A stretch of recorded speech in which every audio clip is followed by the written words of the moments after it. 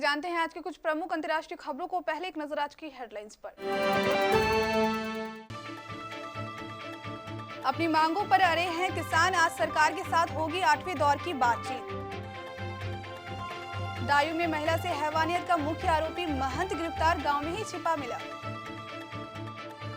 Corona के खिलाफ महाअभियान, देश के 736 जिलों में वैक्सीन वितरण का ड्राई रन, आज केंद्र सरकार राज्यों को निर्देश। भारत को बड़ी कामयाबी, दुनिया में सबसे ज्यादा मरीज हुए ठीक। वाराणसी में गंगा नदी से 200 मीटर के प्रतिबंध ने लंबी का जर्जर भवनों की सूची। केंद्र सरकार का बड़ा कदम, सिविल सर्विसेज के जम्मू कश्मीर कैडर को क्या खत। राकेश टिकैत का बयान, 26 जनवरी को एक साथ चलेंगे टैंक और ट्रैक्टर, आज ली है ट्रेनिंग। आर्मी में नौकरी लगते ही लखीसराय में युवक का किडनैप कर जबरन कराई शादी। KGF 2 का ट्रेजर एक दिन पहले हुआ रिलीज, दमदार अंदाज में वापस लौटा फैंस का चहेता रॉकी। सिडनी टेस्ट में ऑस्ट्रेलिया को 7वां झटका।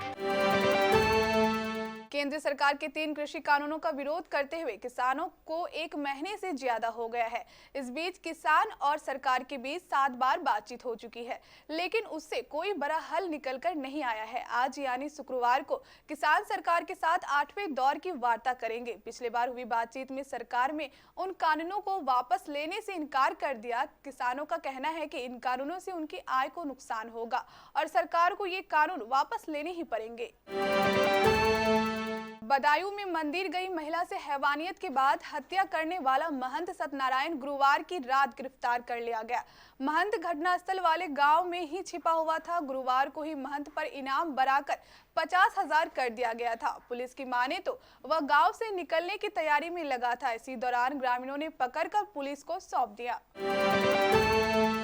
देश के सभी 736 जिलों में शुक्रवार को वैक्सीन वितरण का पूर्वाभ्यास किया जाएगा। खुद स्वास्थ्य मंत्री हर्षवर्धन तमिलनाडु में जमीनी स्तर पर पूर्वाभ्यास आंकलन करेंगे। केंद्रीय स्वास्थ्य मंत्री हर्षवर्धन ने गुरुवार को राज्यों तक कोरोना के वैक्सीन पहुंचने के ठीक पहले देशव्यापी पूर्वाभ्यास की तैयारियों की समीक्षा की।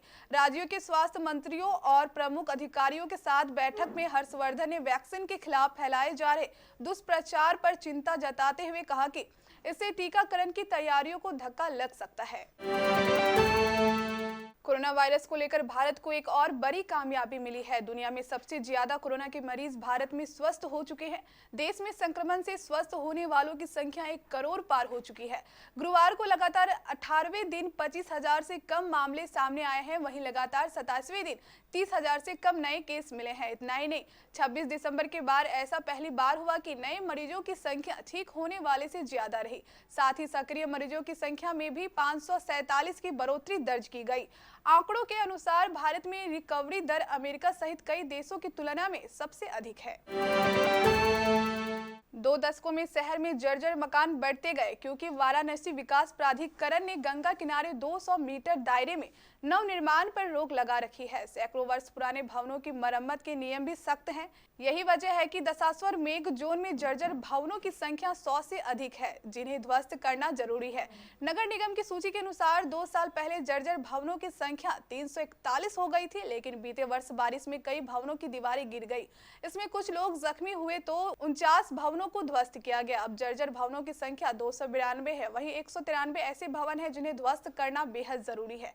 200 मीटर के दायरे में मरम्मत व निर्माण पर प्रतिबंध के कारण अधिकांश भवनों की नींव ईंटें सड़ गई। दीवारें, छत व छज्जे काफी जर्जर हो चुके हैं। अगर बंदर भी छज्जों पर कूदता है तो मलबा गिरता है। भवनों की ओर आंखें मूंदे नगर निगम को लगता है किसी बड़े हादसे का इंतजार है।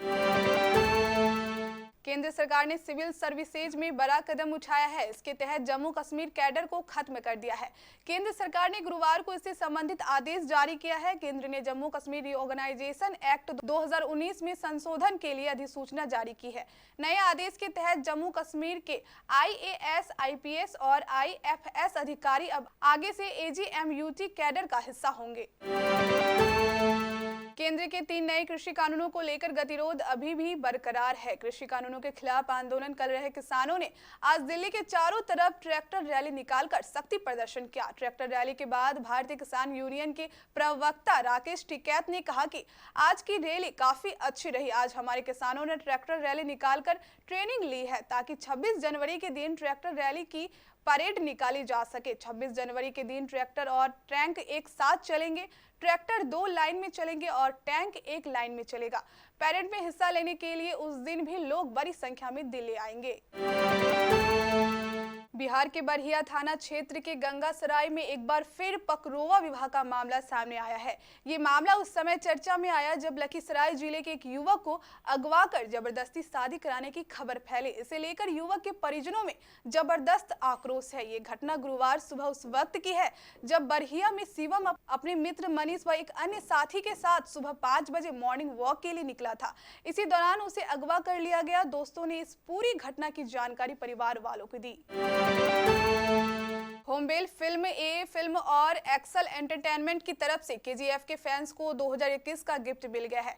नए साल की खूबसूरत शुरुआत करते हुए इन प्रोडक्शन हाउस ने अपनी फिल्म केजीएफ चैप्टर 2 के टेजर को दिए हुए समय से एक दिन पहले ही रिलीज कर दिया है। इस साल रिलीज होने वाले फिल्म केजीएफ 2 के टेजर को सुपरस्टार यश के जन्मदिन के अवसर पर एक उपहार के रूप में 8 जनवरी को रिलीज किया जाना था। हालांकि इसे पहले ही रिलीज कर दिया गया है। भारत और ऑस्ट्रेलिया के बीच 4 टेस्ट की सीरीज का तीसरा मैच सिडनी क्रिकेट ग्राउंड में खेला जा रहा है। दूसरे दिन ऑस्ट्रेलिया ने 7 विकेट गंवाकर 270 से ज्यादा रन बना लिए हैं। फिलहाल स्टीव स्मिथ और मिचेल स्टार्क क्रीज पर हैं। स्मिथ ने अपने टेस्ट करियर का 27वां शतक पूरा किया। इसी के साथ उन्होंने वेस्ट इंडीज के लेजेंड सर गैरी सॉबर्स को पीछे छोड़ दिया है।